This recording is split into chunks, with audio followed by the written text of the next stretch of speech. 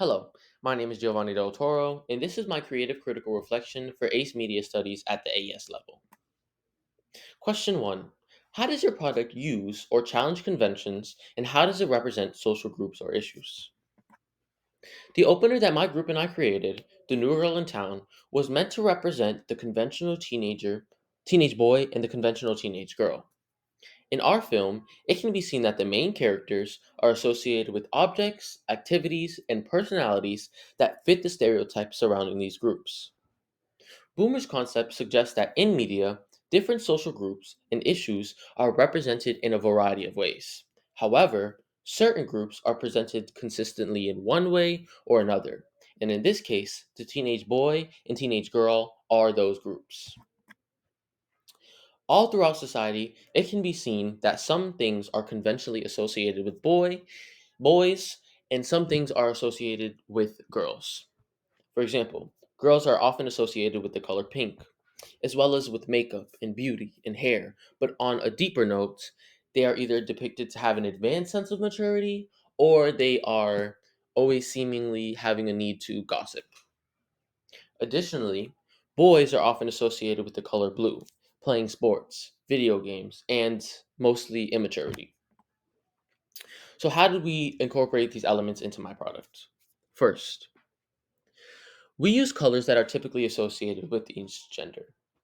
Second, we made specific choices in the costumes of the characters in order to display their personalities. And thirdly, we use props in order to display the interest of each characters.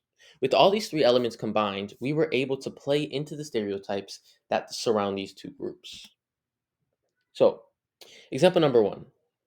In this example, the most noticeable element that is being used is color.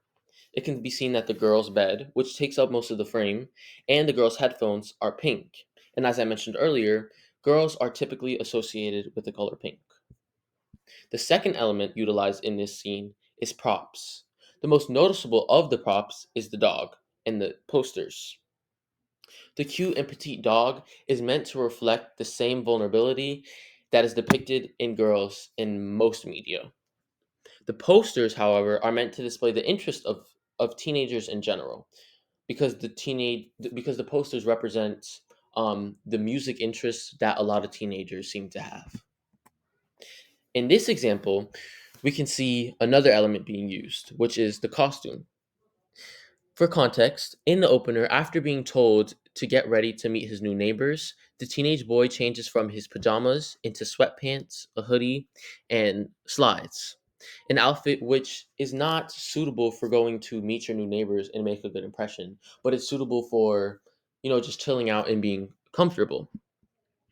And we strategically did this in order to convey the boy's immaturity, and that he didn't care what impression he made on his new neighbor, and he didn't care about how he looked or if he was dressed appropriately. He just wanted to throw on his clothes and get meeting his neighbors over with.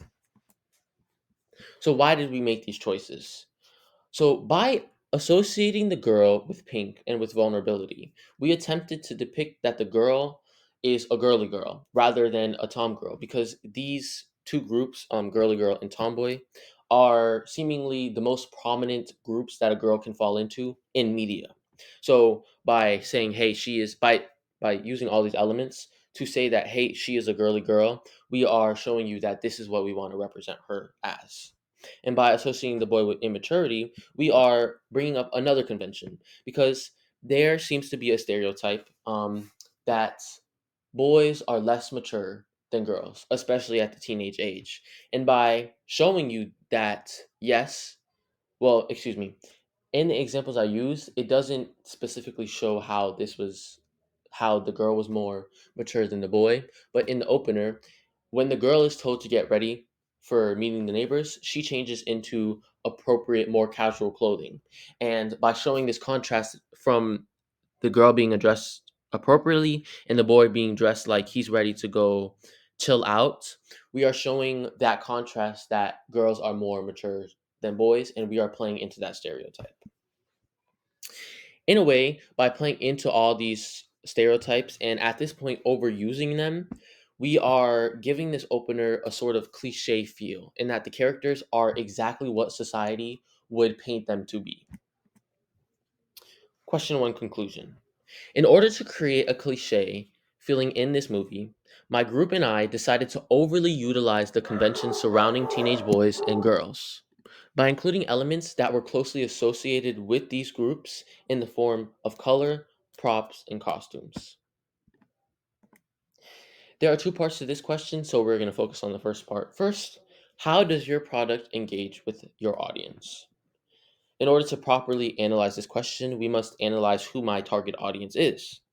And these pictures display important findings of a survey, done on my audience, aka my classmates. And from these results, three things can be taken away. Firstly, the audience is made up of majorly women or females. Second, a large majority of the audience agrees that they enjoy cliches. And third, red and pink are the colors that are most associated with love for my audience. Also, it is important to add that this survey was done on my classmates who are ranging from 15 to 18 in age. How did we incorporate our findings into this opener? Since our audience is made up of a majority of females, we chose a genre that females tend to enjoy the most, which is romance. Additionally, since our audience is made up solely of teenagers, we decided to go specifically into the teenage romance genre in order to give it a more relatable feel. Second, we utilize conventions.